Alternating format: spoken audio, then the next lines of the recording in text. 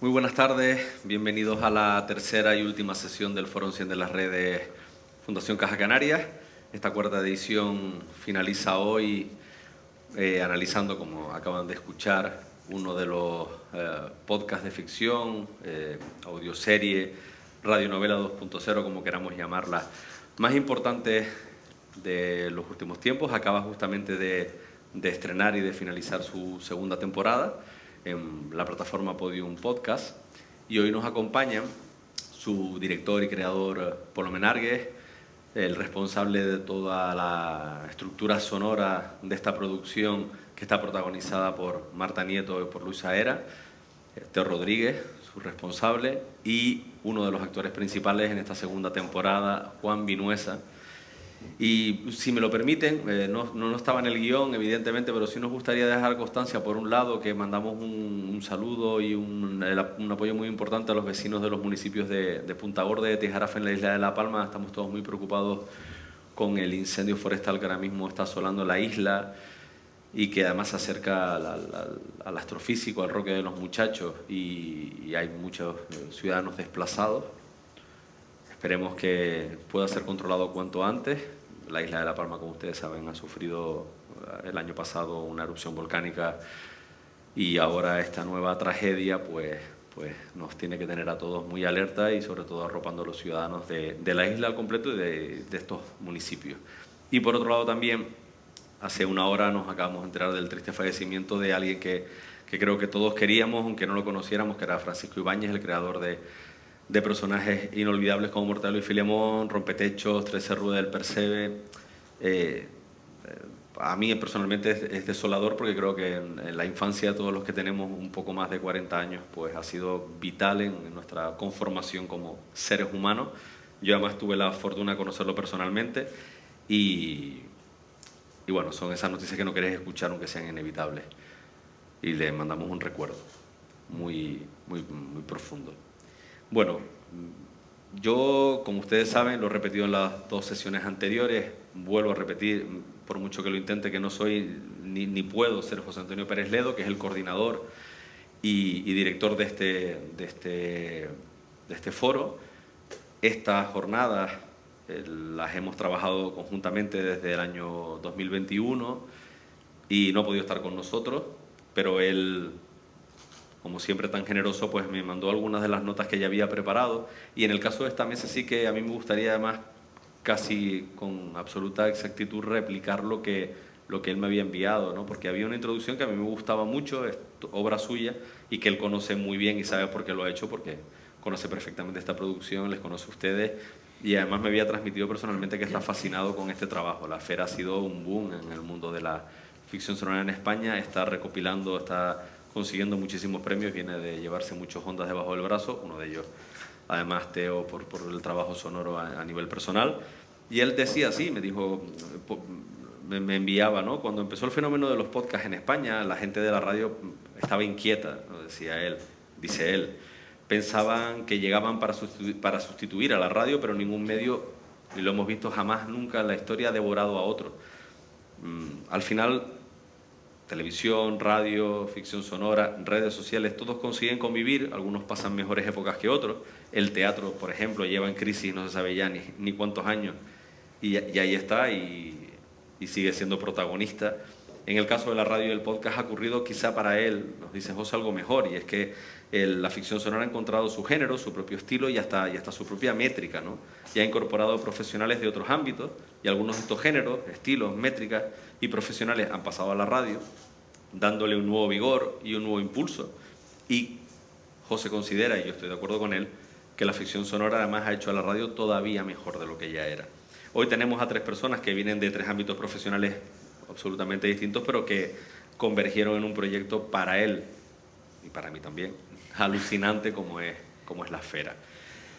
También me tengo que extender, igual que ayer, podría hacer dos pinceladas, pero creo que sería injusto, porque estamos ante tres profesionales con un bagaje asombroso que yo quiero ceñirme y contarlo al completo, no dejar nada más que un par de detalles. Polo Menárguez, que está a mi lado, se estrenó como director y guionista con varios cortos, ¿no? Y documentales, y en 2019 pasa a la gran pantalla adaptando una obra teatral fabulosa llamada El Plan. La película, protagonizada por Antonio de la Torre y Raúl Arévalo, se ciñe muy bien al contexto de la producción teatral y fue un impacto importante en la escena de la gran pantalla en España. Y tras concursar en la sección oficial de la Seminci en Valladolid, esta actuación de la obra además se estrenó en cines en 2020, recibiendo, aparte de otros premios, 2 nominaciones a los Goya y otras 2 nominaciones a los premios Feroz. En 2021 se estrena como director de ficción en la segunda temporada de la serie Hit en Radio Televisión Española, para la que dirige 4 capítulos, y actualmente, creo que es así, está dirigiendo 3 episodios de Los Farad en una nueva ficción para Amazon Prime, creada por Mariano Barroso, y además es creador, guionista, como saben, y director de La Esfera, seleccionado por Apple Podcast además como uno de los 10 mejores programas de 2021 y ganador, como les decía, de 2 premios Ondas. Teo Rodríguez, que está a mi izquierda, guionista, escritor, es un hombre del Renacimiento, director artístico, director sonoro, hace muchísimas cosas y muchísimas cosas bien. Ha escrito y dirigido 6 proyectos originales para Podium Podcast, entre ellos Informe Z, la única ficción elegida por Apple Podcast entre sus 10 mejores podcasts, tanto en 2018 como en 2019. Ha compaginado su labor como creador de contenidos con la dirección sonora durante 7 temporadas del programa Vivir de la cadena SER, que no es poco, dirigida por Javier del Pino, como ustedes saben. Y en este mismo programa, además, él ha sido el responsable del diseño sonoro de más de una docena de reportajes, entre ellos, y eso es importante apuntarlo, la serie Vidas Enterradas, que es un espacio galardonado en 2019 con el Premio Internacional de Periodismo Rey de España, donde el jurado destacó, y además esto abro comillas porque fue así, explícitamente, la exquisita y cuidada delicadeza en la realización sonora. En 2022 recibió el Premio Ondas al Mejor Diseño Sonoro por La Esfera, y este año ha recibido 2 premios Ondas a Mejor Diseño Sonoro por Adolescentes, que está en la plataforma Audible, y la Mejor Ficción por La Firma de Dios, que ha trabajado con José Antonio Pérez Ledo, ficción que dirigió además de realizar el diseño sonoro y música, y actualmente, además de todo esto, tiene tiempo para ser el jefe de postproducción y formato de Prisa Audio. Y cerramos en el centro de nuestros invitados a Juan Vinuesa, actor, periodista, profesor de interpretación en el laboratorio William Layton y en el estudio Juan Codina. Ha trabajado en más de 30 producciones teatrales, seguramente muchas más, pero es muy humilde y lo dejo ahí en esa cantidad. Y en el apartado en el trabajo audiovisual ahora mismo, en esta temporada, ha formado parte del reparto de Amares para Siempre y está a punto de estrenar Zorras en A3 Player y Campeones de Javier Fesser, como saben. Recibió el Premio Unión de Actores a Mejor Actor de Reparto en 2019 y además ha sido nominado a un Premio Max como Mejor Actor Secundario en 2017. Largo, pero merecido todo lo que he contado. Si dejáramos alguno de estos detalles fuera, pues sería injustísimo, ¿no? La primera pregunta, y es a los 3, sencilla. El público seguramente lo tiene muy claro, pero ustedes tienen que contar para dejar constancia de ello. ¿De qué trata La Esfera? Pues la Esfera es la historia de un duelo, siempre lo digo, ¿no? Yo creo que es fundamental entender la historia a partir de una policía, de una mujer policía que se llama Maika, que pierde a su marido en un atentado de un narco que se quiere vengar de ella, y en esa recuperación de ese trauma es destinada a una unidad donde se supone que no hay mucho lío, donde puede estar tranquila y recuperarse y apartada de todo, y es una extraña unidad que se llama la UAD, Unidad de Aspectos Diferenciados, que se dedica a la investigación de fenómenos extraterrestres, paranormales, etc., ¿no? Y entonces en esta unidad es donde conoce a su único integrante y jefe, un peculiar policía que se llama Mariano Leal, que le va a servir a ella como compañero para descubrir un mundo lleno de misterios y de secretos, y a la vez le va a generar una extraña fascinación por un objeto extraterrestre que es la esfera, que está en ese sótano de esa unidad, y que va a ayudarla a entenderse a sí misma, ¿no? Y a superar ese duelo con el que parte. Y esa es un poco la premisa. ¿Ustedes añadirían algo? No, a mí hay una cosa que simplemente a señalar que me queda de las 2 temporadas, ¿no? Normalmente nosotros nos relacionamos y creemos que necesitamos de personas con nos vinculamos a personas que son muy similares a nosotros, las que encontramos cosas que nos resuenan de alguna forma, ¿no? Nos relacionamos entre semejantes. Y para mí la esfera también habla de la necesidad de vincularnos entre gente que no tiene nada que ver con nosotros, porque cualquiera de las personas que está en la esfera, vamos, hablando de los protagonistas, no podrían avanzar sin la otra persona, y habla mucho de cómo los polos opuestos son los que forman un semejante, por así decirlo. Yo, antes de empezar a preguntas concretas entre nuestros tres invitados, sí también quiero lanzar a los tres, y esto es muy disruptivo en la conversación porque íbamos a hablar de la producción, pero es una cosa que con José lo había hablado muchas veces y además él lo quería introducir desde el principio. ¿Ustedes creen que los estados nos ocultan información sobre vida extraterrestre o vivimos únicamente en un panorama de ficción? ¿Hay algo en lo que ustedes piensan que es así? Ha empezado fuerte. Bueno, pero yo creo que, por supuesto que sí, pero no es algo que solamente suceda a altos niveles del Estado. En las empresas también se ocultan cosas. Nosotros incluso ocultamos cosas muchas veces. En cuanto al tema de los ovnis y todos estos tipos de misterios, yo tuve la suerte o la desgracia de trabajar hace años en un programa que trataba de estas cosas, ¿no? En Milenio 3, que yo aprendí muchísimo porque yo era fan de todos estos misterios desde que era muy pequeño, cuando escuchaba cualquier programa de estos de madrugada en el que te hablaban de la posibilidad de que llegaran extraterrestres, pues es algo que a todo el mundo fascina de alguna manera, te atrae, ¿no? No solamente con películas, sino con casos de estos. Entonces, yo poco a poco sufrí esta transformación de empezar a creer en estas cosas, a utilizarlo como una herramienta para crear yo historias o para, bueno, dar mi versión, explicarla. Con el paso del tiempo me fui descreyendo un poco porque veo que alrededor hay una especie como de fuegos artificiales, de cosas que necesito verlas para creérmelas, ¿no? Porque hay cosas que, o sea, yo estaba en casa de una señora de 70 años que mantenía firmemente que cuando tenía 11 la abdujeron. Y la señora te lo cuenta de una manera tan natural, tan creíble, y que te hace plantearte por qué esta señora a estas alturas todavía sigue contándome esta historia. Y la señora no es que se haya hecho rica con esto, no se ha hecho rico con esto, le ha causado más problemas que otra cosa. Entonces conservo todavía un poquito esto de decir, oye, pues si la señora lleva razón, esta señora, o un tío de Kansas que dice que las vacas se las han llevado o ha bajado y han aparecido todas destrozadas por un ente. Entonces llegas al punto y piensas, ¿los estados ocultan? Hombre, pues digo yo que algo ocultarán porque también viven de eso, ¿no? De mantener un poco en alerta a determinados sectores de la población porque a ellos les interesa y mantienen, porque como tienen que demostrar que están haciendo algo. Pero es un tema apasionante. A Polo le lleva a escribir esta historia, a mí a escuchar programas de noche, y a Juan, pues a lo mejor si le plantean un papel que tiene que ver con ello, pues le atrae también. O sea que al final son tipos de historias que nos atrae a todo el mundo.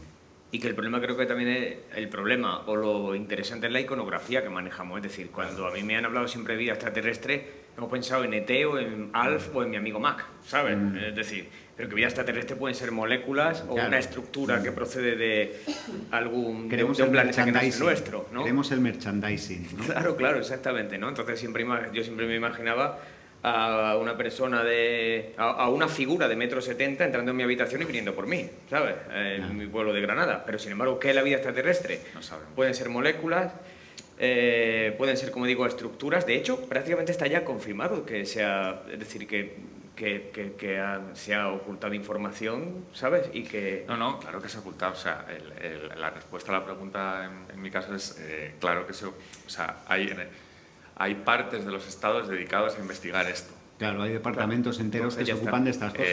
Cuando yo nunca me he interesado más allá de la ciencia ficción, que me gusta como género, aunque tampoco es mi género favorito. O sea, quiero decir que no es que yo esté obsesionado con la ciencia ficción como otras personas. Pero a mí me fascinan ya siento hacer referencia a la competencia, pero me fascina un podcast, bueno, en el programa de la Rosa de los La Vientos, Rosa de los Vientos, sí. se hicieron un programa sobre esta cosa de que los pilotos americanos habían publicado una carta en el New York Times denunciando, ¿no?, que llevaban años viendo objetos raros en el cielo y que no les hacían ni caso y estaban enfadados. Y el New York Times lo publica. Y eran pilotos del ejército americano. Y entonces yo digo, ¿cómo? Y en este programa sacan cortes con gente diciendo, basta ya, están creando accidentes, está habiendo un problema de seguridad aérea importante. Y yo no me lo podía creer, ¿no? Que me lo pasó Fon García, por cierto, uno de los actores de La Esfera. Y entonces esto me interesa y voy y busco un libro, digo, voy a ver qué se ha escrito sobre esto, voy a ver qué literatura hay. Y había un libro que se llama OVNIs, así tal cual. Sí, es mítico. Que es mítico, donde hay entrevistas a testimonios de militares, pero militares con rangos muy altos en ejércitos de todo el planeta, de varios países, y ese libro está prologado por John Podesta, que era el jefe de gabinete de Obama. Entonces, claro, y el prólogo lo que viene a decir es como, basta ya de hacer mofa de esto, porque claro, la gente se ríe, vamos a tomárnoslo en serio. Dicho lo cual, esto quiere decir que para mí es preocupante o que a mí pues obviamente no, o sea, a mí lo que me da es como un caldo de cultivo. Claro. Al final la ficción, cuando parte de lugares que te generan curiosidad, intriga, misterio, siempre todo lo que no sea obvio. Y es que además la gente tiende a pensar, cuando escucha la palabra ovni, enseguida piensa en extraterrestres, cuando igual que hay ovni, hay OSNIs, que son objetos submarinos no identificados. OVNI, objeto volante, que no tiene por qué ser. No, lo mismo claro. es un avión espía, un dron israelí que han detectado los americanos. Eso es. Es un objeto volante no identificado, no saben lo que es, no significa necesariamente que sea una nave extraterrestre. Lo que pasa que a nosotros nos gusta más o nos atrae más pensar que son extraterrestres por algún tema romántico, por lo que sea, ¿no? Nos atrae, es muchísimo más jugoso, ¿no?, para la gente pensar algo así, pero es evidente que, y además también sería de género tonto pensar, no sé qué pensaréis vosotros, pero que joder, el universo lo grande que es, que vamos a estar nosotros solos, ¿no? La parte esa bonita también de pensar, pues oye, habrá alguien más. El problema está en si nos vamos a encontrar o no con ellos. Y los que nos dedicamos a contar historias, pues nos desahogamos de alguna manera pensando que sí, ¿no? Que nombrabas a la gente de La Rosa de los Vientos, en Podium hicimos una serie que precisamente se llamaba OVNI, que era una parte ficción con documental, se contaba una historia ficcionada, todo vestida con opiniones de expertos que han investigado durante muchísimos años sobre el fenómeno ovni extraterrestre. Hay unos que creían, otros que no, desde Roswell hasta hoy, ¿no?, que es cuando comienza todo. Y es entretenido, es muy interesante porque, bueno, está ahí, es algo que no puedes obviar. Y luego volviendo al tema para mí dramático, que era el duelo de este personaje, de este policía, ¿no?, de esta mujer policía, hay algo que para mí es como un poco sanador y en el pensar, en alejarnos de ese ensimismamiento del ser humano, ¿no? El ser humano que parece que siempre está en el centro de todo, que es el centro del universo, que el hecho de pensar que hay vida ahí fuera, aunque la veamos o no, pero solo el hecho de planteárselo, de alguna manera aleja el centro del universo de nuestro ombligo, ¿no? Nos obliga como a mirar hacia afuera. Y yo creo que hay algo que nos puede curar de traumas, el hecho de pensar, bueno, es que fíjate, esto es tan grande que solo soy una hormiguita en una roca flotando en el espacio y cuando te ves desde ahí, a mí por lo menos me quita ansiedad, ¿eh? Sí. Bueno, y te pone en tu sitio, ¿no? Te quiero decir. Sé que es un tópico, pero en el fondo funciona, ¿no? Entonces, claro, cuando lo aplicas a esa estructura dramática, desde luego, de lo grande a lo pequeño, sirve para dar el cuentito, ¿no? Yo de pequeño recuerdo, lo he dicho de broma, yo recuerdo tener... he tenido una infancia, creo, feliz, pero recuerdo tener como una especie de pesadilla de que iban a venir a por mí los extraterrestres, te lo prometo. Y de hecho, mi gran trauma en la vida es E.T., el muñeco de la película de Spielberg. Y el de Hasta que de repente me di cuenta de que solo en España hay 40 millones de personas y lo que pensé es que tenía un ego como un castillo de pensar que iban a venir a por mí. En serio. Entonces, también sirve para ponerte un poquito en tu sitio, ¿no? El pensar que no estamos solos y que hay algo más allá. Pero es curioso que siendo, evidentemente, una producción de ciencia ficción, La Esfera es así, porque el centro yo siempre intento evitar hacer mucho spoiler porque Los espectadores que están viendo esta charla pues seguro que son muy fan y que la han escuchado al completo, pero quizá alguno no, e intento yo al menos evitarlo y también llamar la atención para que la escuchen quien no lo haya hecho.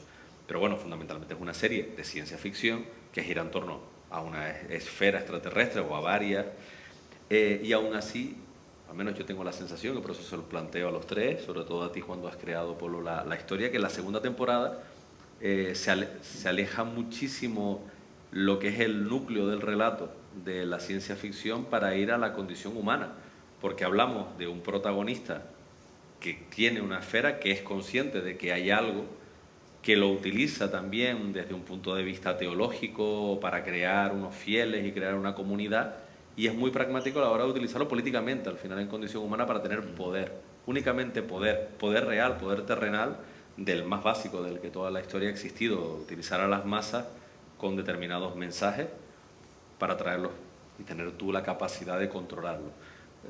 Cuando tú construyes, sobre todo esa segunda temporada, eres consciente que el mensaje que quieres trasladar es, a pesar de todo, siempre acabamos siendo hormiguitas con principios morales muy básicos. Bueno, yo creo que el mensaje de la segunda temporada, que lo has explicado muy bien, ¿no? O sea, yo siempre he querido que la esfera, que la ficción esté muy pegada a la realidad social, política y social que nos rodea, ¿no? Que fuera muy reconocible, que nos reconociéramos en ella. Entonces, el momento en el que estamos viviendo, donde hay una serie de políticos que usan la mentira y usan cosas que hay en la sociedad que son muy complejas y que son problemas muy complejos y que deben tratarse con seriedad y con profundidad y con cierto análisis, cuando usan eso, lo simplifican como arma política, pues yo me pregunto, ¿qué pasaría si de repente la sociedad asumiera que hay vida extraterrestre? Sería un arma política, 100%, ¿no? Y a partir de ahí digo, ¿y cómo se usaría ese arma? Pues habría diferentes... O sea, lo que he creado es como analogías, y no voy a decir cuáles son, ¿no? Pero claramente si se escucha la segunda temporada, se podrían buscar analogías entre esos personajes que políticamente usan a los extraterrestres como arma y en la actualidad. Entonces yo lo que quería sobre todo era equiparar a los extraterrestres con la inmigración. No soy el primero que lo hace, soy consciente, pero me parece interesante que, igual que los políticos actualmente usan a la inmigración para dar miedo a la población, ese ser de fuera que viene a quitarte lo que es tuyo, es un mensaje político que cala, que ha tenido calado y cada vez se demuestra más. Pues estos políticos usan a los extraterrestres como lo ven perfecto, ¿no? Como una especie de amenaza a la población. Entonces, en esa analogía, pues surge este personaje que además lo que hace es apelar a la emoción, ¿no? Y aquello es lo que, bueno, usa la religión. Se inventa una religión para de alguna manera atrapar a cierta parte de la sociedad que necesita respuestas. Cuando la sociedad necesita respuestas y no las tiene, es muy fácil inventar algo que provoque esa satisfacción en el ciudadano, ¿no? Y a partir de ahí nace Dionisio Cortés, que es este ser que es detestable y que es muy difícil salvar, ¿no? Y que en realidad su mayor afán es conseguir poder y notoriedad y poco más. La pregunta era para ti, pero en realidad es para los tres, porque todos participan de toda la trama, de estos 4 minutos que estábamos analizando muy en concreto. ¿Cómo se diseña algo así? ¿Qué es el trabajo para ti, Sierra, ¿no? ¿Cómo es el trabajo de un diseñador de sonido en una producción como esta, pero cómo se construye? ¿Cómo desde el guión que nace de Polo y que te da las claves de lo que quiere hacer, tú después consigues reflejar? Yo creo que lo más importante de esto es no irse a lo... Se puede explicar, ¿no? Pues te coges un programa, coges un montón de plugins y te pones a hacerlo, pero yo creo que más importante que eso, que es evidente que es importante, está lo que es el concepto de trabajar con esto, porque esto es un proceso.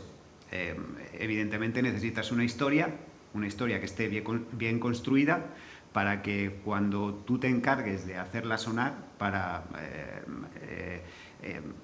que funcione, tienes que respetar o tienes que entender cómo está construida esa historia y luego tú tienes que interpretarla de alguna manera.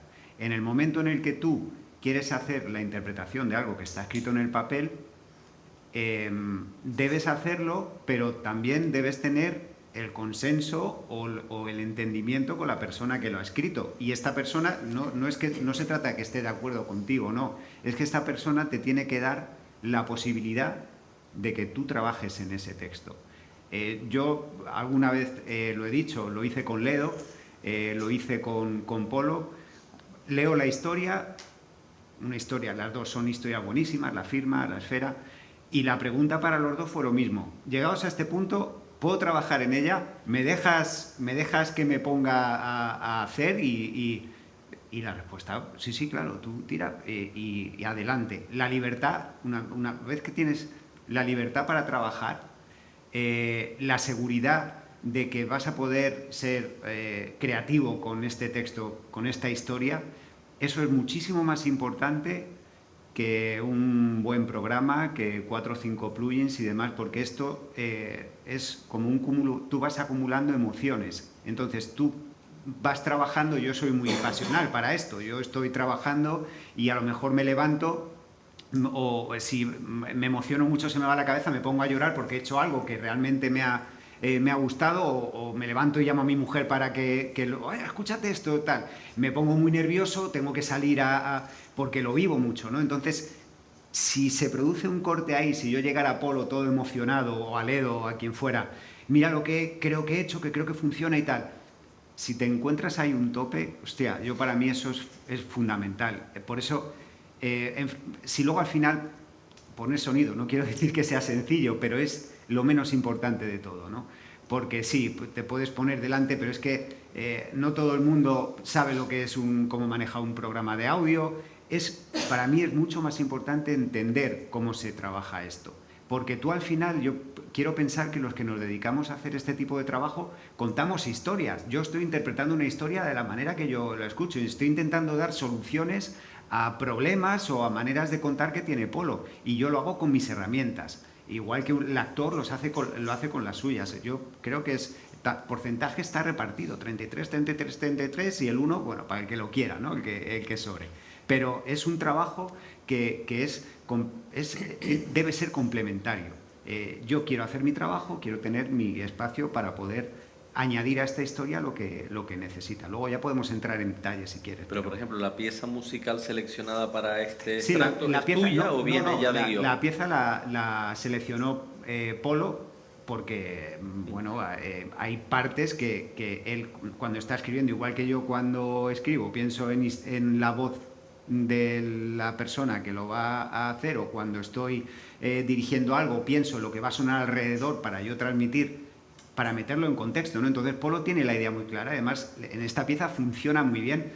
Suena desde el principio, hay momentos que por el tono, y esto ya es trabajo, debe ser del diseñador sonoro, ¿no? Cuando está en el hospital, yo entiendo que él, en las circunstancias que está flojo, malo, y la música sigue sonando, pero sigue sonando como metida debajo del agua, como si estuviera a punto de morirse, igual que está él, jodido. Y luego, cuando él se va, la música vuelve otra vez normal. Son interpretaciones mías. Entonces, yo podría poner la música por debajo. Para mí, cojonudo, mucho más sencillo, pero me niego a hacer eso, porque yo considero que la historia tienes que trabajar igual, tú tienes que dar tu versión, ¿no? Claro, es que eso es primordial, no lo entiendo de otra manera. En cada secuencia la música suena de una manera diferente y esa es la clave de la secuencia, por eso la he elegido, ¿no? Porque, o sea, obviamente hay una idea que parte de guión, por eso la música parte de guión, porque puedes contar esto con música de acción, pam, pam, pam, pam, pam, pam, ¿no? Porque hay mucha acción, pero de repente hay un ejercicio muy bonito narrativamente que todos yo creo que hacemos, ¿no? Que es siempre ir a la contra. Si hay una secuencia de acción, contrastes. ¿Qué pasa si yo cuento una secuencia de acción a cámara lenta? Claro. ¿Qué pasa si cuento una secuencia dramática con música alegre? ¿Qué pasa si...? O sea, entonces, en esos contrapuntos, yo creo que 3 de cada 10 veces salen cosas muy brillantes, ¿no? Bueno, no digo que esto sea brillante, no quiero, pero que de repente funciona muy bien. Y sobre todo funciona muy bien porque parece que lo que se está contando ocurre a cámara lenta, que era lo que queríamos hacer, ¿no? Que digo, el uso de la música aquí sirve para eso. Parece que las hostias en la manifestación están dadas como... ¿no? Y todo. Y entonces hay como un sonido Cuando Teo nos pasa porque trabajamos así, yo le entrego las voces a pelo, completamente, o sea, solo lo que es la edición de las voces, y él me lo devuelve con el mundo, ¿no? Debajo. Y de repente dije, joder, qué buena idea que la música cambie según depende de la secuencia donde esté, que la música suene de una manera diferente. Y el hecho de que en el hospital suene, ¿no?, como encogida, como ahogada, pues me parece que es lo que le da toda la fuerza, ¿no?, a la secuencia. Y que para mí es muy importante pensar en el receptor y en el público. Durante mucho tiempo, y seguirá ocurriendo, porque creo que esto es cíclico, se ha pensado que el público, la propia crítica teatral, digo por hablar de algo que ocurre en directo, público y espectáculo, ha utilizado lenguajes como el actor se enfrentó al público, entonces pensamos que el público viene a juzgar, el público en este caso el oyente, cuando lo que vienen es a imaginar. No creo que vengáis aquí a juzgar lo que se está hablando, venía a disfrutar, ¿no? Otra cosa es que luego dentro de una hora dirás, pues habéis sido los más aburridos de los 3 días, pero eso ocurrirá después. Entonces pensar que el público viene a imaginar ayuda a hacer que las cosas no sean realistas, es decir, acabamos de escuchar una revuelta que tiene sonidos que no podría yo ahora mismo definir. No te puedo decir, es un ladrillo que cae, un grito... No para el realismo está la vida y está el telediario. Si hacemos ficción y si hacemos teatro, cine, televisión o ficción sonora o lo que queramos, vayamos a buscar aquello que no está en la vida. Es decir, entonces a mí lo que me interesa es que se mezcle la música con algo que no sé qué es y que todo sea poético o simbólico y la sensación en cada uno sea diferente, porque no trato al público de estúpido. Creo que a veces cuando caemos en la trampa del realismo es por miedo a que nuestras cosas no se entiendan. Y si no me atrevo a meter una música, o necesito que el sollozo de quien muere sea realista y limpie la música para que se escuche gritar y se entienda que ha muerto, creo que a veces tiene que ver con miedo a que las cosas no se entiendan. Y a mí me ha ido mucho mejor, tampoco te quiero decir, pero creo que soy más feliz desde que he entendido que el público viene a disfrutar con nosotros. Y eso hace que yo no caiga en la trampa del realismo. No, desde luego es exigente con el oyente. La esfera en general, no solo narrativamente, quizá la segunda temporada todavía más, ¿no? Es más ida de olla a nivel narrativo, pero sobre todo a nivel sonoro, la esfera es exigente con el oyente. Y es una apuesta de Teo que a mí que siempre hemos respetado, ¿no?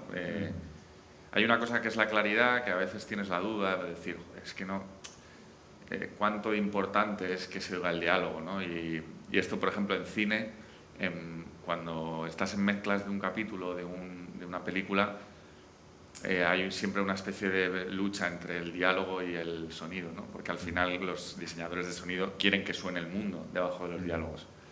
Y hay veces que, bueno, hay un equilibrio ahí entre, no, que se entiendan mejor los diálogos, bájame lo que hay debajo, ¿no? Pero a mí, en este caso, que creo que el formato de ficción sonora es un formato para experimentar, para probar, para llegar a lugares, pues aquí Teo desde luego se la juega, porque La Esfera es una serie de ficción para escuchar así y tener la concentración en lo que estás oyendo, ¿no?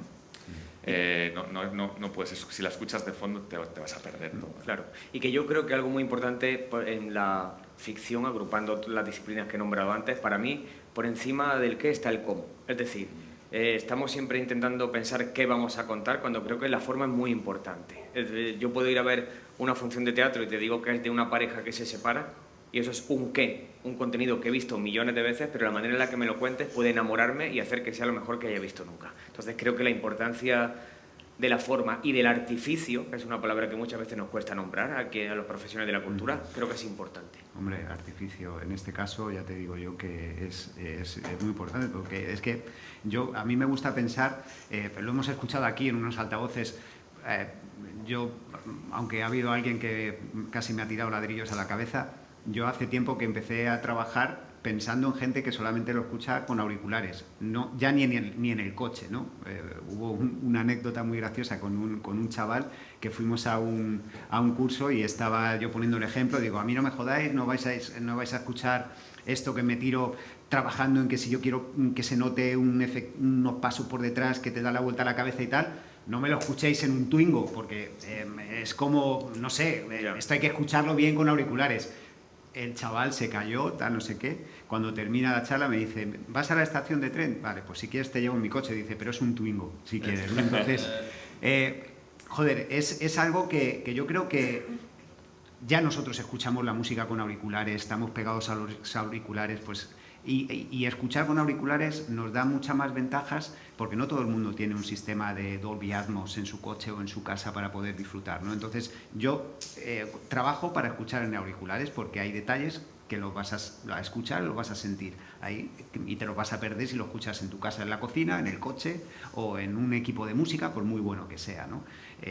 Y es algo que, bueno, es también una manera de arriesgar, porque hay gente que te dice, joder, es que lo escucho en el coche y a lo mejor esto que tú dices de fondo, pues no lo escucho. Digo, bueno, pues escucha, yo trabajo para hacerlo, para que lo escuches con auriculares, ¿no? Y yo creo que esto es arriesgar, es prueba-error y a veces me la he pegado bien dura y ya está. Cuando en la radio montaba algo para vivir que llevaba este sonido que te da vueltas a la cabeza, me llamaba el jefe de misiones, pero ¿qué cojones pasa? Que las voces no las escucho. Digo, ¿cómo que no escuchas las voces? Sí, ¿dónde estás escuchando la radio? Pues no, aquí en el transistor de mi cocina. Digo, claro, no te jode, no vas a escuchar porque estás escuchándolo.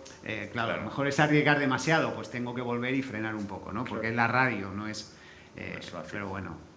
Hay una cosa respecto al diseño sonoro como que a mí me parece muy interesante de las nuevas ficciones sonoras, que es la diferenciación de espacios, ¿no?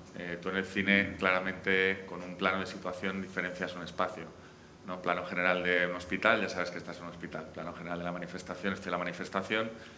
Y luego un plano del despacho del ministro, pues... Pero en la ficción sonora la diferencia de un ambiente cuesta mucho entender en qué espacio estás, ¿no?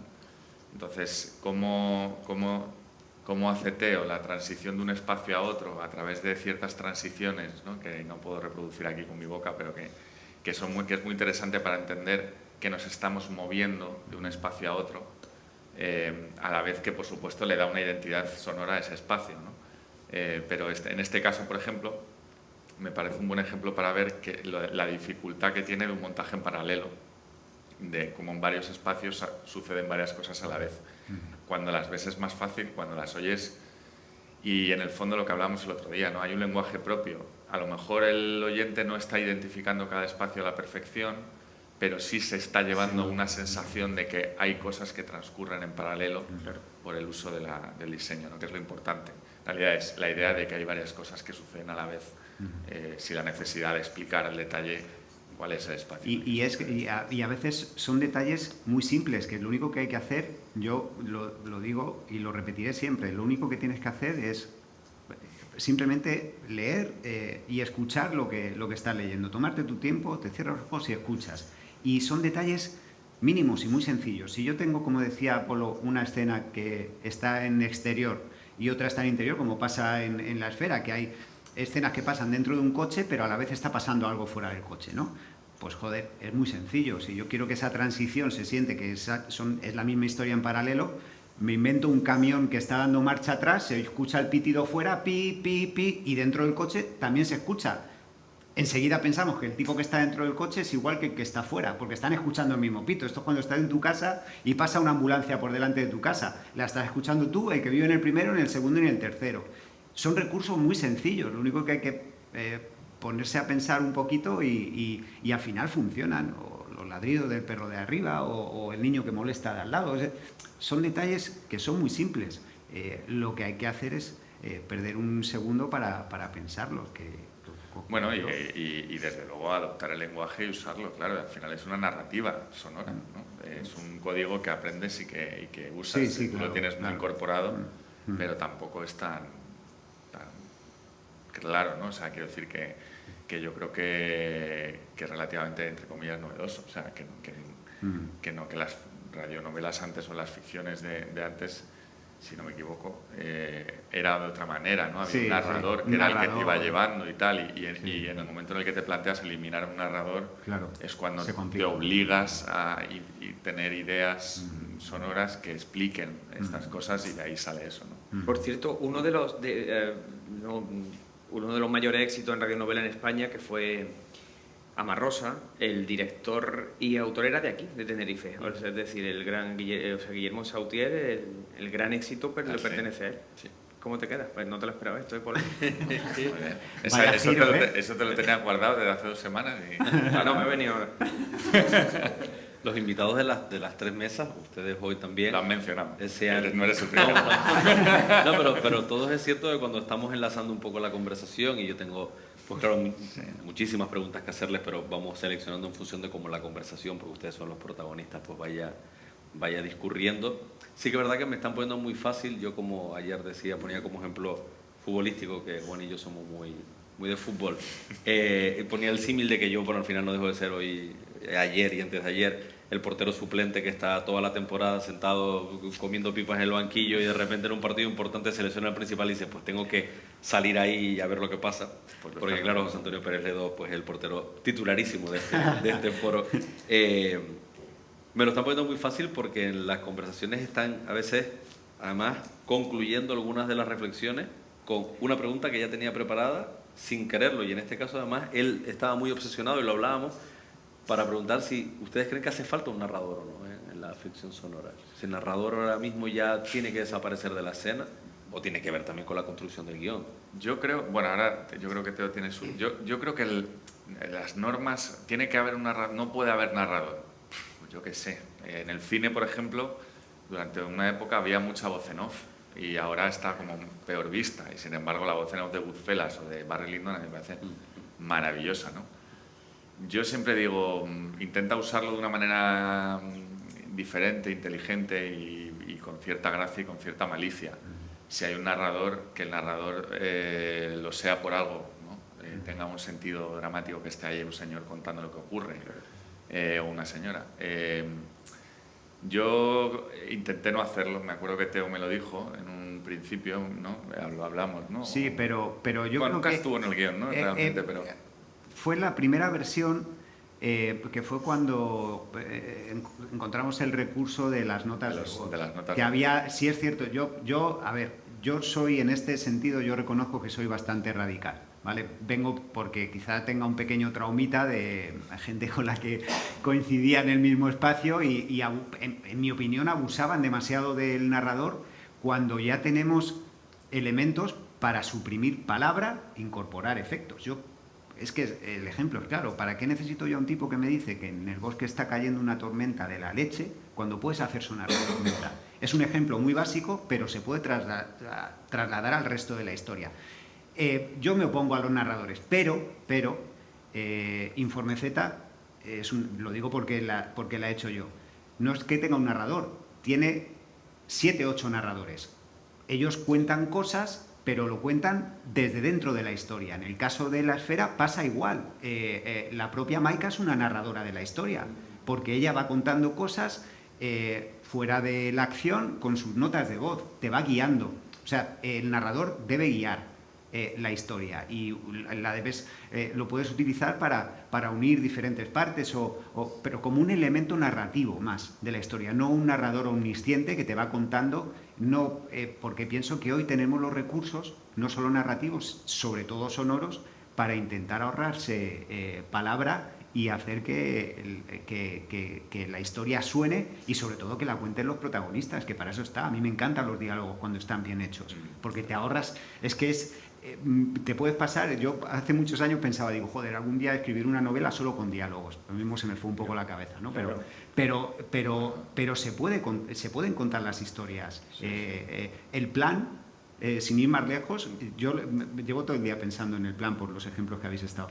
Sería un audio, una serie cojonuda para escuchar, porque va tan bien que es que son ambientes relativamente sencillos, pero funciona muy bien. No necesitas nada, estás escuchando todo el rato diálogos, ¿no? Y La Esfera pasa igual, y La Firma de Dios también tiene mucho de diálogo, pero también hay gente, dentro de los protagonistas son narradores también. Entonces, narradores, para mí no, pero hay trucos. Y son herramientas narrativas, creo yo. Que creo que no tenemos tampoco que limitarnos a unas normas, que es una herencia que traemos. Viene relacionado a lo que hablaban de la trampa del realismo. Es como cuando se ha dicho, ¿qué es teatro?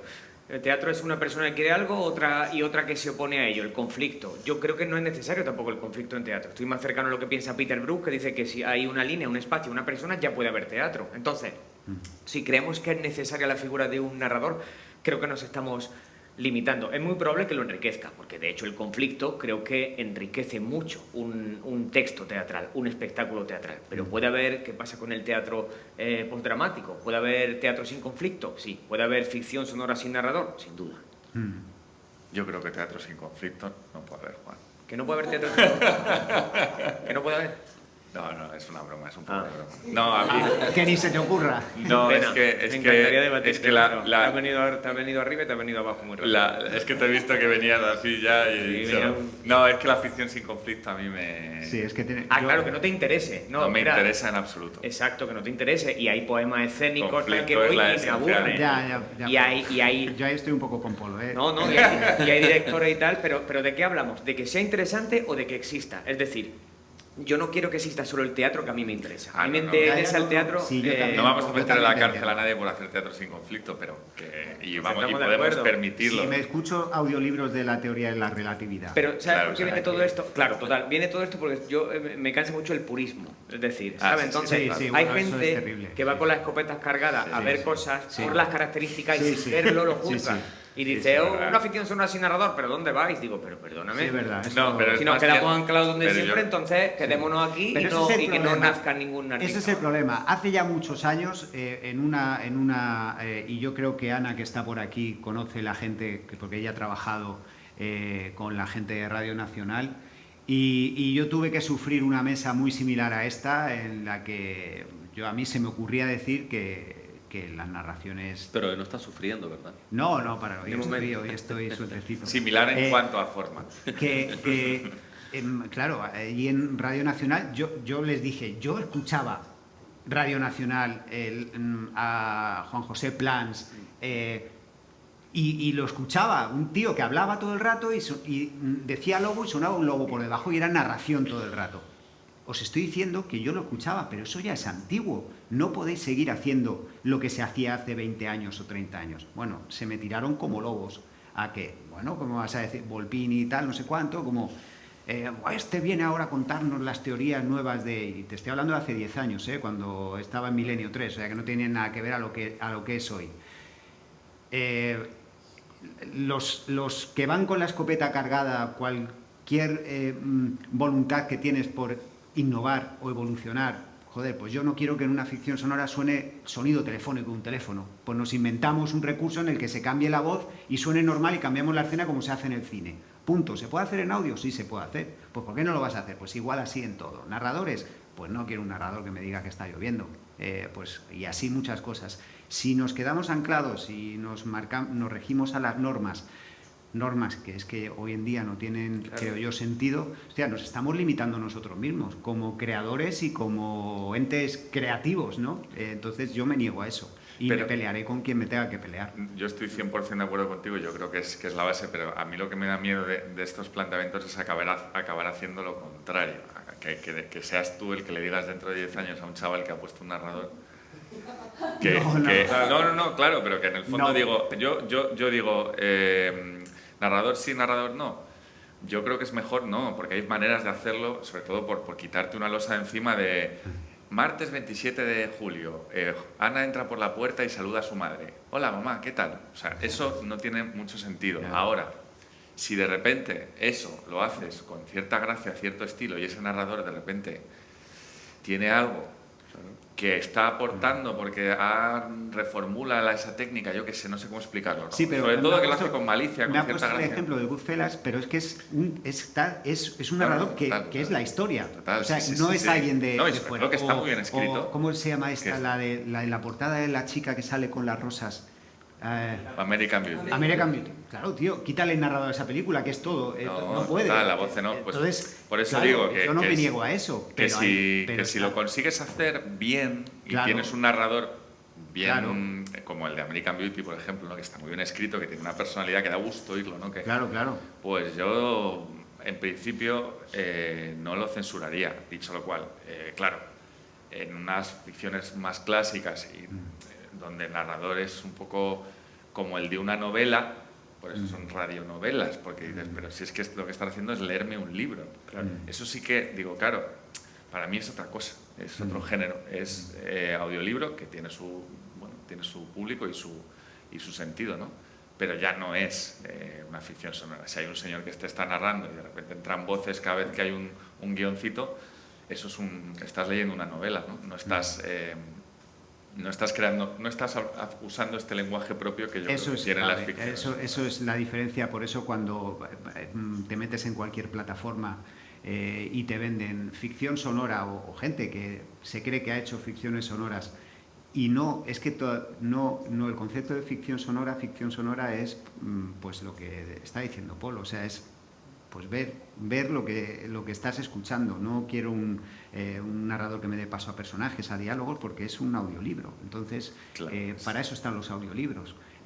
La ficción sonora es ficción sonora, ya está, nada más. Pero siendo ficción sonora, y en el caso además de La Esfera, que se ha creado directamente para ficción sonora, en las dos jornadas anteriores le hemos dado también una vuelta al análisis del traslado que hay entre diferentes formas de después reproducir el arte que se crea. Poníamos primero ejemplos antes de que apareciera pues esta realidad de producciones como La Esfera.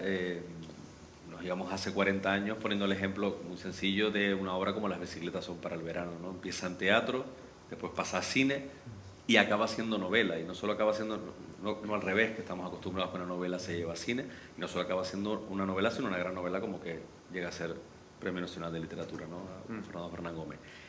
Ahora en el mundo de la ficción sonora aparecen producciones como El Gran Apagón, que se adaptan después a formato televisivo, pero inspiradas en la idea original, o versiones como está trabajando Manuel Bartual y Carmen Pacheco, que fueron protagonistas ayer con el ejemplo de Santuario, que va directamente dirigido por ellos para intentar reflejar lo que ellos habían construido para el mundo sonoro. ¿Ustedes se imaginan, supongo que sí, los tres, La Esfera en un formato cinematográfico o serie de televisión?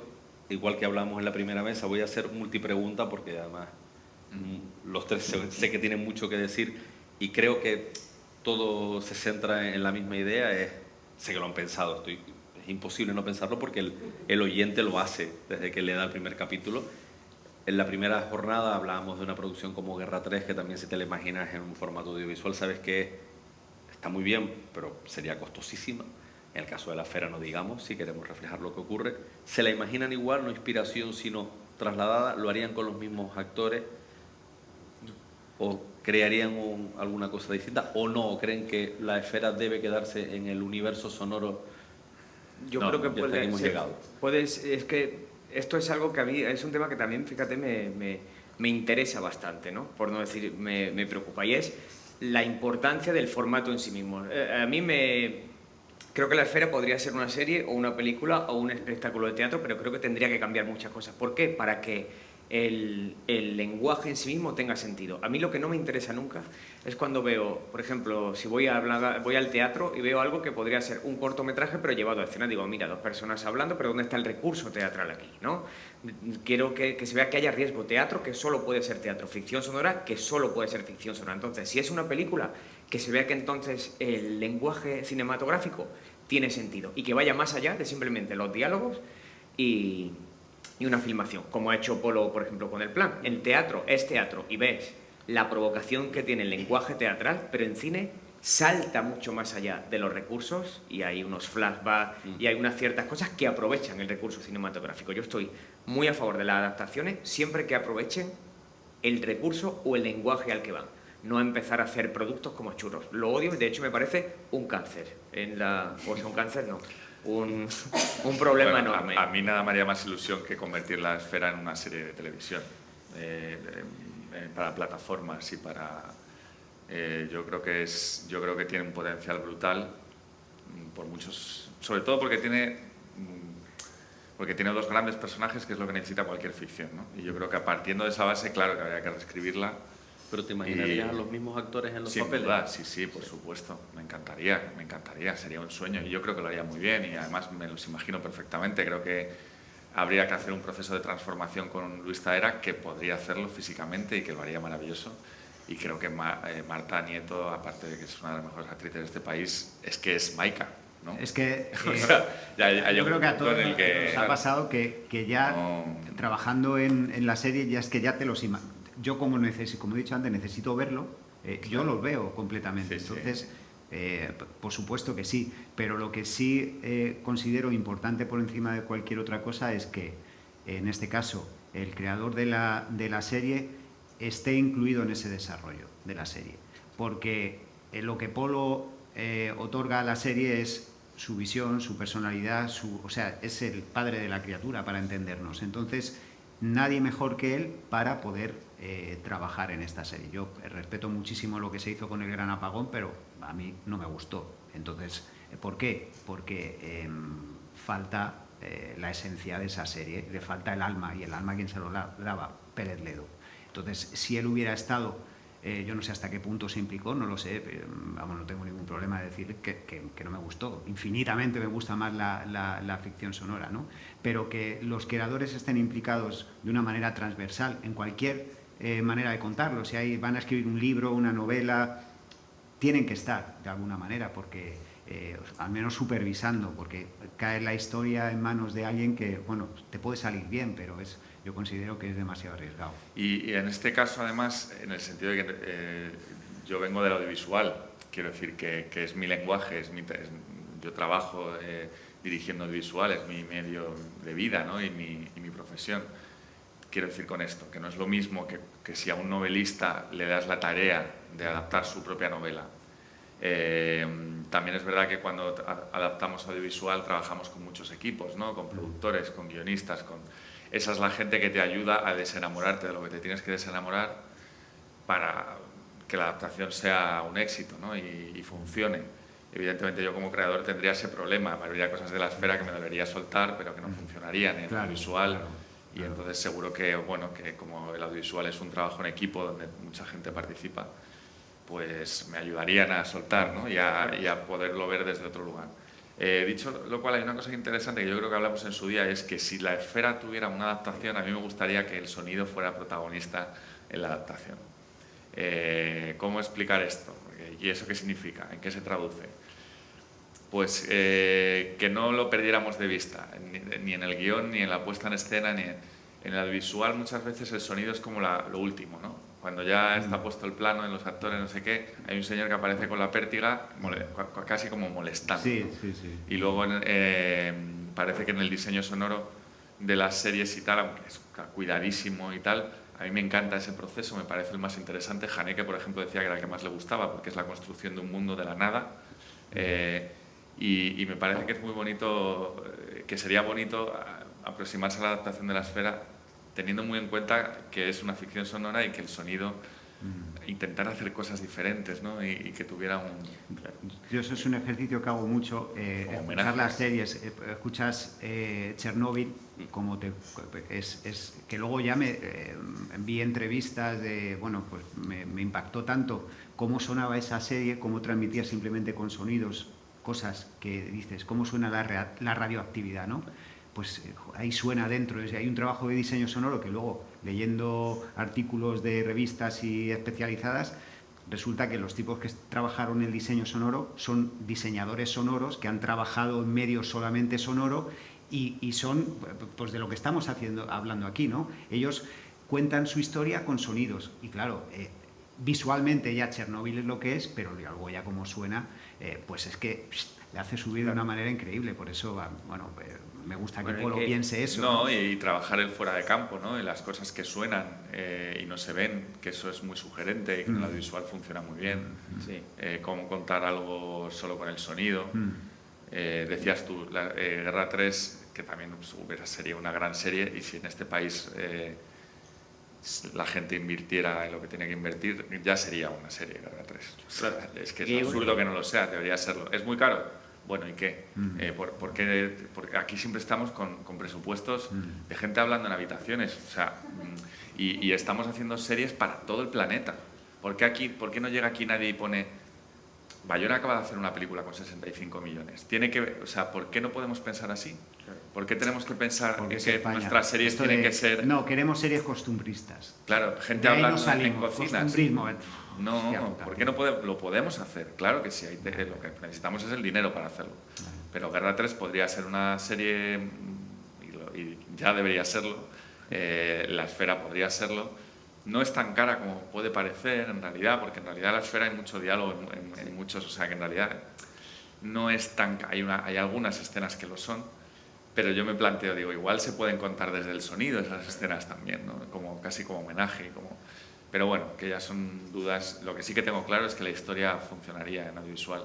Hay una cosa muy interesante de las ficciones sonoras que sirven para imaginarse cómo sería la serie, ¿no? A mí me dan ganas casi como de, por proyectos futuros, grabar antes los diálogos, editarlos, hacer un pequeño diseño sonoro para ver qué tal funciona, porque te sirve para entender si los personajes funcionan, si los conflictos funcionan, si las dinámicas entre ellos funcionan. Bueno, ojalá, de hecho en la animación se trabaja así, en la animación primero se graban las voces y luego sobre esas voces se articula toda la imagen, ¿no? Se empieza a pintar encima del sonido. Porque es tan caro todo el proceso de animación que primero necesitan cortar la película con las voces, ¿no? Y ver qué puede.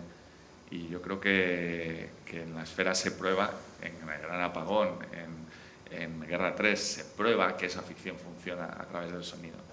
No necesitas más. Si no se hace, es por ceguera industrial, ¿no? Pero de verdad que creo que ahí es donde y que yo creo que hablando de la ficción sonora, del éxito y en este caso de lo que has traído, Fernando, creo que si hay una buena historia, el uso de la imaginación para mí es importantísimo. Yo siempre, o sea, si tú estás escuchando, que aquí también es importante para el debate de narrador, sin narrador, no, pero yo siempre he pensado, cuando siempre decimos me gustó más el libro que la película, yo creo que muchas veces tiene que ver porque cuando tú estás leyendo un libro y no tienes unos referentes, digamos, audiovisuales, el esfuerzo por hacer una imaginación te hace más partícipe de la experiencia. Entonces yo creo que en una ficción sonora el uso de tu imaginación te hace también que tu experiencia sea más particular, ¿no? Y creo que es un valor que tiene la ficción sonora bastante importante.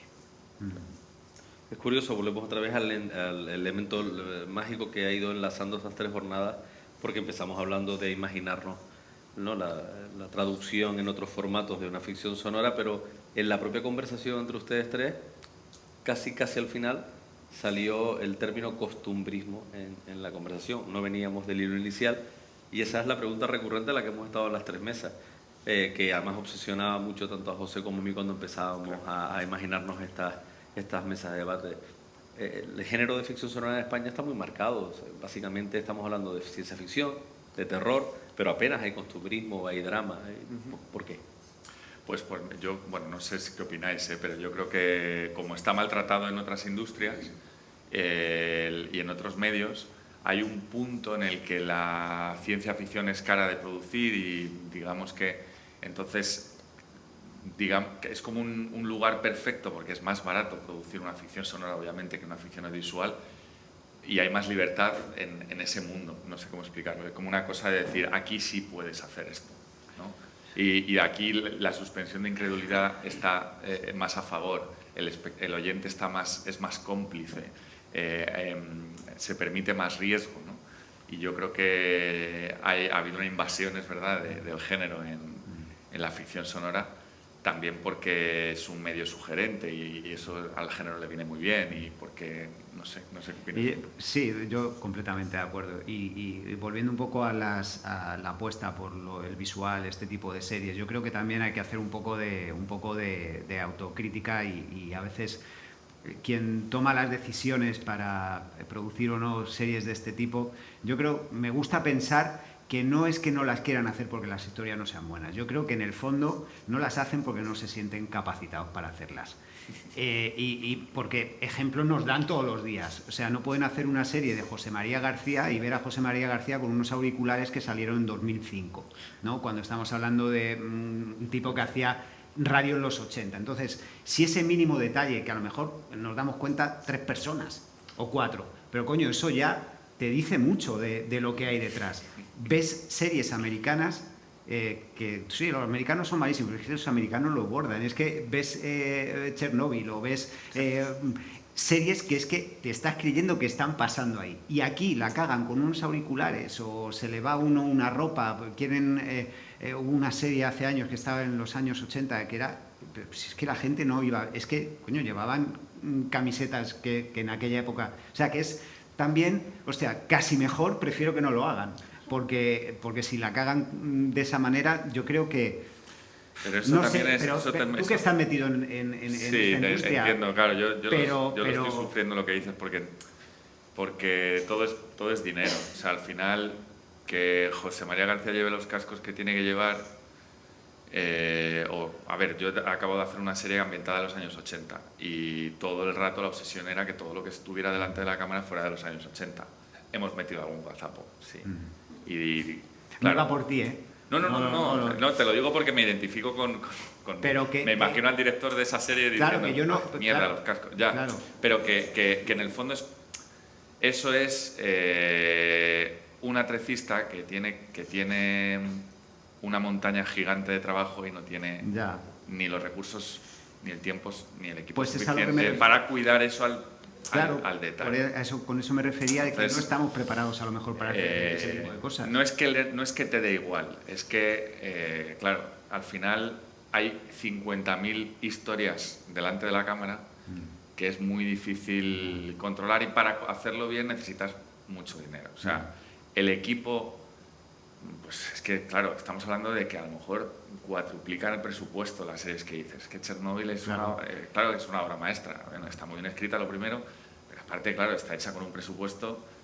Pero, cuidado, que en Chernobyl los rusos hablan en inglés y no pasa Ya, nada. no, eso es verdad, eso es verdad. No, pero eso que, es verdad. que al final, Eso es verdad, y sí. son todos británicos. Sí, Entonces, sí, sí. claro, los rusos probablemente odien Chernobyl. Claro. Digan, ¿esto qué No, es? no, es verdad, eso sí. Esto razón. es como si haces una serie sobre la guerra Es que civil sí, y, sí, y sí. están en Cuenca diciendo, hey, my dear, how are Sí, you?". Claro, sí, eso es no, cierto. no puede ser. Sí, Pero sí. quiero decir que al final, Sí, pero luego saca el tío este que hablaba de los mayas y la hacen toda la serie en maya y le dan palos porque es que no se enteraba ni Dios de lo que estaban hablando. Entonces, claro, ¿en qué quedamos? no, lo tienes que hacer en inglés, Claro. ¿cómo lo vas a hacer en ruso con todo Claro. ese dineral que te has gastado? No, yo lo entiendo, que es muy complicado. Pero bueno, que no, era una coña, que entiendo lo que dices, pero que el cuidado por esos Sí, detalles... sí, sí, sí.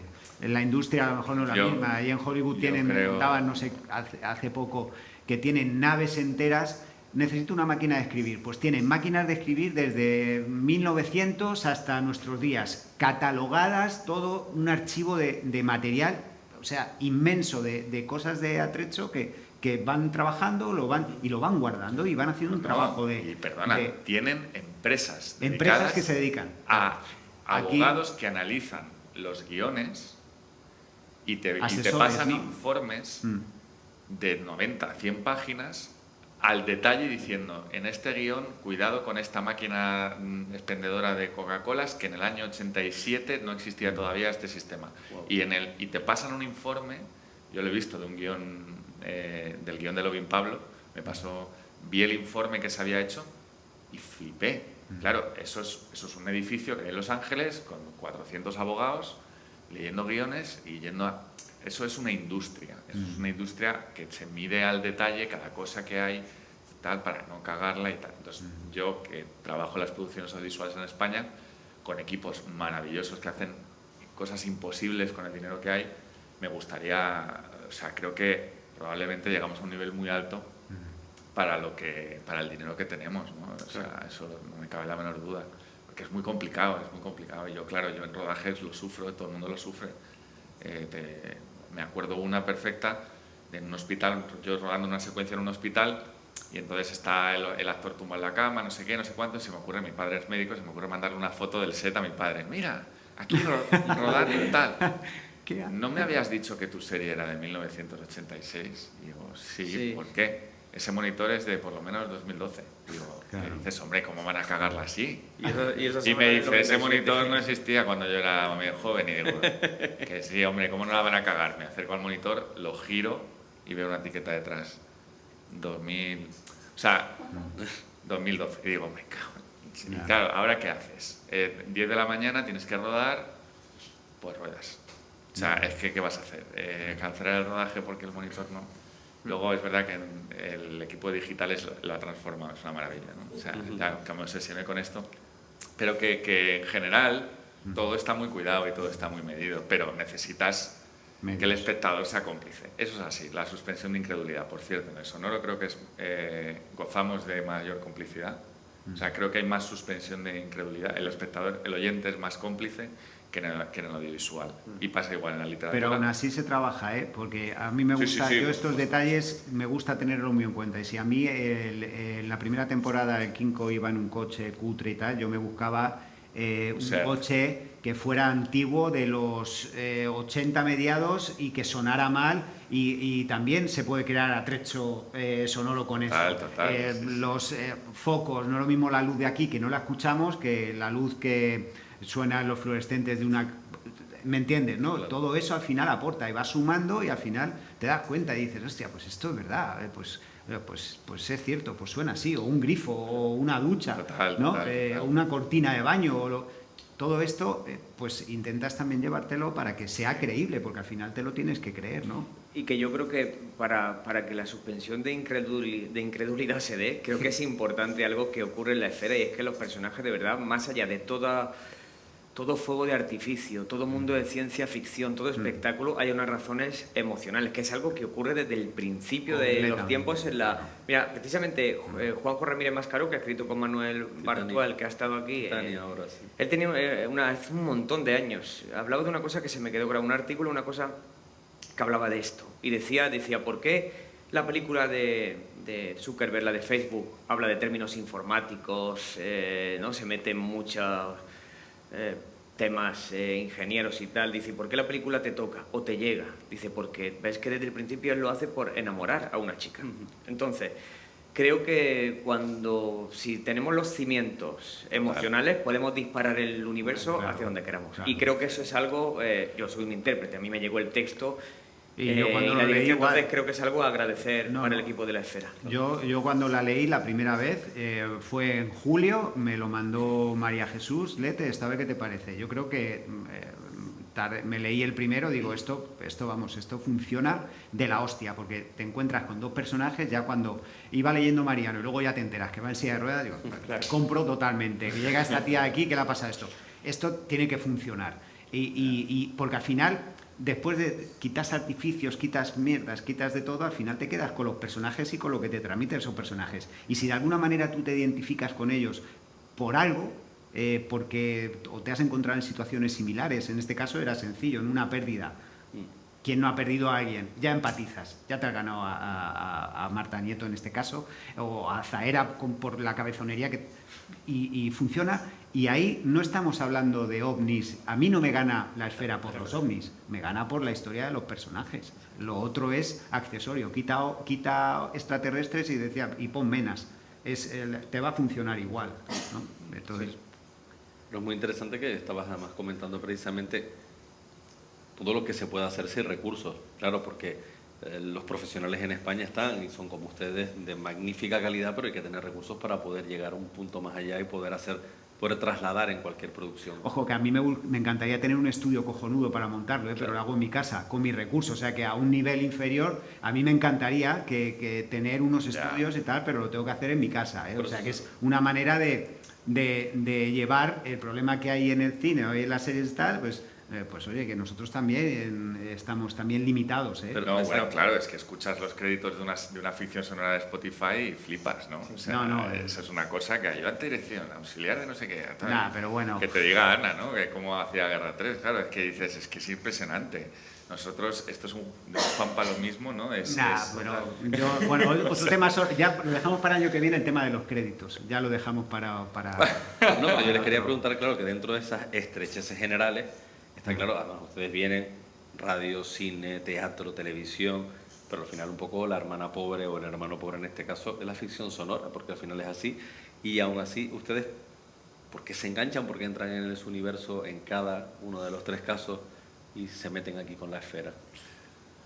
Pues porque a mí me gusta contar historias, entonces las posibilidades que descubrí escuchando Guerra 3 y El Gran Apagón y Informe Z las cosas que se podían hacer en ficción, dije, ostras, esto es un medio maravilloso para seguir contando historias, ¿no? Y Entonces, es verdad que me pilló en un momento en el que no tenía trabajo y me pareció bueno, pues me pude centrar en la escritura, que es algo que también cuesta dinero. Me pude meter de lleno, ¿no? y dedicarme en exclusiva a la escritura de la primera temporada. Sí. pero obviamente es un medio más pequeño, entre otras cosas, porque además no genera beneficios, o sea, que la esfera se escucha de manera gratuita. Es una apuesta fuerte de una empresa por un producto de calidad cuyos beneficios son No, es escasos. la ficción, además, la ficción suele ser, dentro de todo lo que hay, es lo que es, que sabes que no la haces para ganar, porque al final Claro. los porcentajes se reducen muchísimo comparado con otro producto. Y muchos chavales me escriben, bueno, muchos, me han escrito varios por Twitter de vez en cuando, ¿no? Y hola, tal, no sé qué, no me conoces, pero es que voy a hacer una ficción sonora y me han dicho que me van a pagar ¿esto es normal? Y digo, ¿qué quieres que te diga? Digo, es que claro, dicho lo cual, por el otro lado tiene ¿Les contesta una... o no les contesta? ¿Eh? ¿Les contesta o no? Sí, 2 millones de euros. Le he dicho, sí, no te va a dar para pagarte un piso, ¿verdad? Pero bueno, seguro que esto ya está cambiando, ¿no? Y cambiará. Pero bueno, no sé, sí que me parece que con poco se puede conseguir mucho, porque es verdad que... Pero también gracias al talento, ¿no? Por ejemplo, de Teo, que claro, lo que hace Teo parece que es fácil, pero son horas y horas encerrado ahí con mucha imaginación y mucho talento y tal, al servicio de un producto que yo me siento un privilegiado por tenerle, ¿no? Claro. La segunda temporada de La Esfera a mí me costó mucho grabarla, por eso incluía a Daniel Romero, ¿no? Porque no llegaba, porque estaba haciendo otra serie y no puedes dedicarte en exclusiva a esto, ¿no? Es imposible. Entonces, pues bueno, tienes que compaginar y tienes que luchar por hacerlo y seguir creyendo. A mí lo que más me gusta de la ficción sonora, como género, o sea, digo a nivel lo que me has preguntado, ¿no? Que es la posibilidad de escribir una historia y en 2 meses está, ¿no? Hay algo ahí como en 3 meses, la posibilidad de... Bueno, sí, pero entiéndeme que, Sí, que no. igual son 6, pero que en una ficción yo ahora mismo estoy escribiendo una serie de ficción real y yo no sé si se va a hacer o no, porque sé que cuesta un dineral, me va a costar convencer a no sé cuántos financiadores para intentar, o una película igual, ¿no? Desde que la escribes hasta que la ruedas 5 años. Ostras, es que es una frustración Eso es tremenda, ¿no? Eso es. Yo Informe Z me escribí el piloto, lo grabé con amigos, con colegas, le dije veniros un día, grabamos y directamente el piloto se lo entregué a María Jesús sin necesidad de quiero hacer, no, venga, vamos a hacer el piloto, te cuesta nada y menos, ya tienes una referencia y ya está, y eso Claro, visual no te lo permite. Lo bonito de La Esfera, ¿no? Y eso que La Esfera es ambiciosa dentro del mundo de la ficción sonora porque tiene muchas voces, pero Sí. Sí, hay una cosa de que está muy a mano la posibilidad de hacer, que a mí me encanta, yo siempre he sido muy así, ¿no? Del impulso, de hacer por impulso, y el cine todo el rato te tira para atrás del impulso, ¿no? Tú vas ahí corriendo y de repente te paran y te tiran y te dicen, che, espérate 5 años. Ostras. Entonces lo bonito de la ficción sonora es que yo creo que está más a mano la posibilidad de convertir en real lo que está en el papel.